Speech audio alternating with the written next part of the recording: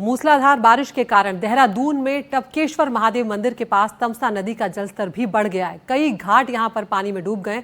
देखिए ground zero से हमारे संवाददाता किशोर रावत की ये रिपोर्ट। उत्तराखंड में इस वक्त हर जगह भारी बारिश हो रही है और भारी बारिश की वजह से जगह जगह जलभराव है। गंगा, अलकनंदा, भगीरथी, इसके अलावा अन्य जो नदियां हैं उनमें काफ़ी ज़्यादा जलभराव हो गया। और इस वक्त हम टपकेश्वर में मौजूद है। टपकेश्वर में आप देख सकते हैं कि ये तमसा नदी है और तमसा नदी में इस वक्त जलस्तर काफ़ी बढ़ गया है।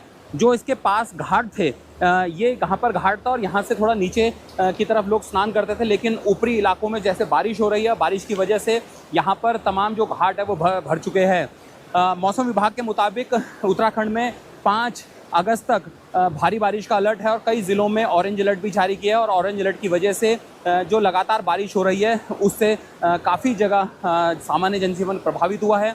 बागेश्वर, चंपावत, नैनीताल और देहरादून में भारी बारिश की वजह से स्कूलों की छुट्टी की गई है।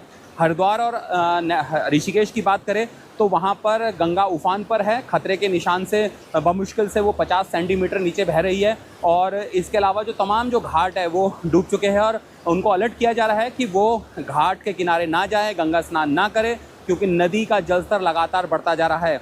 अलकनंदा जो उसकी सबसे बड़ी सहायक नदी है उसमें भी ज़्यादा पानी आ चुका है और पानी आने की वजह से यहाँ पर तमाम जो इलाके हैं वो जल भराव जैसी स्थिति है। लगातार पहाड़ी जो इलाकों में बारिश हो रही है। सामने देख सकते हैं कि किस तरीके से वहाँ पर पहाड़ी नदियाँ इसी तरीके से ये हालांकि तमसा नदी है, लेकिन इसी तरीके से ऊपरी इलाकों में पहाड़ी नदियाँ आ रही हैं और जो निचले इलाकों में बाढ़ जैसी स्थिति ला सकती है। और चूँकि आज 4 अगस्त है और 5 अगस्त तक 6 ज़िलों में भारी बारिश का ऑरेंज अलर्ट है और भारी बारिश के चलते कई जगह जल भराव स्थिति है, यानी अगले 48 घंटों में इसी तरह से स्थिति रहने वाली है। और इसी तरीके से जो पानी है वो निचले इलाकों में बाढ़ जैसी स्थिति ला सकता है। मौसम विभाग के मुताबिक सभी लोग जो उत्तराखंड में सफ़र करते हैं, जो इसके अलावा 4 धाम में सफ़र करते हैं, वो इस बात का ध्यान रखें कि जब बारिश हो तो वो सफ़र ना करें और नदियों के किनारे रहने वाले लोग नदियों के किनारे ना जाएं, क्योंकि बाढ़ जैसे हालात हो सकते हैं और उससे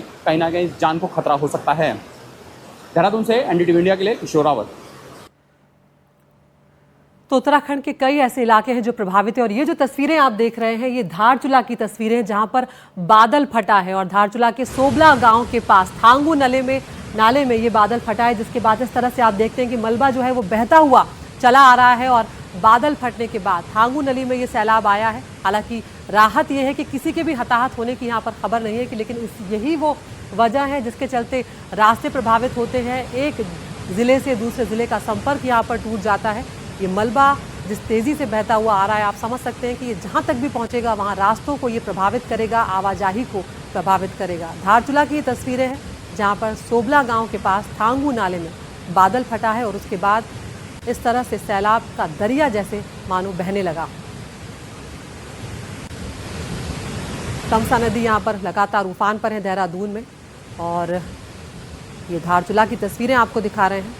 तो पहाड़ी राज्य जो हैं वो जल प्रलय से इस वक्त जूझ रहे हैं। एक लंबा वक्त हो गया है जब बारिश और बाढ़ यहाँ पर कहर बनकर टूट रहे हैं लोगों के ऊपर, चाहे वो हिमाचल प्रदेश हो, चाहे वो उत्तराखंड हो। और अब मैदानी इलाके भी लगातार बारिश और बाढ़ से बुरी तरह प्रभावित हो रहे हैं।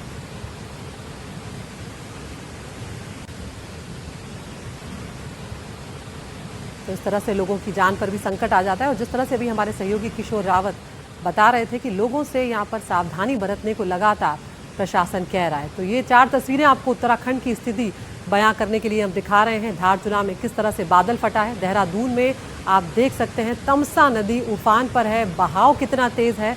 बारिश के बाद हरिद्वार में जो जल भराव हुआ है वो भी आपके सामने है। आवाजाही यहाँ पर बुरी तरह प्रभावित हुई है।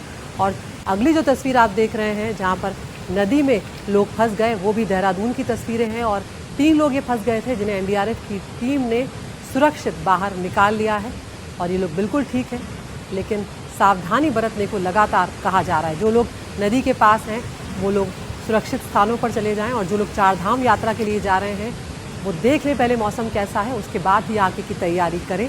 ये हिदायत प्रशासन और सरकार की तरफ से दी जा रही है।